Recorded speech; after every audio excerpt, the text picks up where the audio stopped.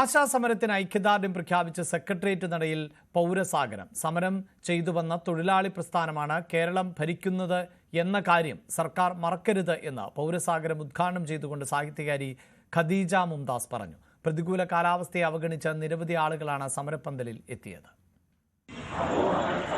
വൈകാരികമായി ഏറ്റെടുത്ത സമരമാണ്.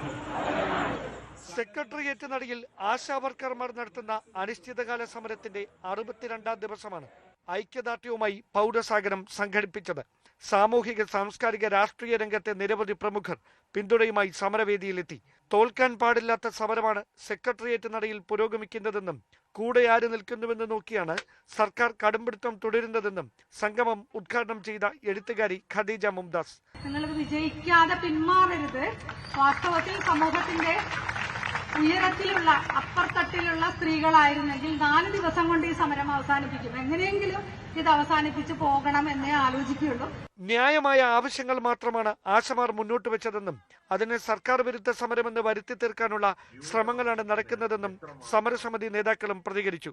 സർക്കാരിനെ ഒരു തരത്തിലും പ്രതിസന്ധിയിലാക്കുന്നതോ ബുദ്ധിമുട്ടിലാക്കുന്നതോ ഉള്ള ഡിമാൻഡുകളല്ല ഞങ്ങൾ ഉന്നയിച്ചിരിക്കുന്നത്. എത്രയും വേഗം അംഗീകരിച്ചു തരാൻ കഴിയുന്ന ഡിമാൻഡുകളാണ് നമ്മൾ ഉന്നയിച്ചിരിക്കുന്നത്. സംസ്ഥാനത്തിന്റെ എല്ലാ ഭാഗങ്ങളിൽ നിന്നുമുള്ള ആശമാരെ രംഗത്തിറക്കി സമരം കൂടുതൽ കടുപ്പിക്കാനുള്ള തയ്യാറെടുപ്പിലാണ് Kerala ASHA health workers association. News 18 Thiruvananthapuram.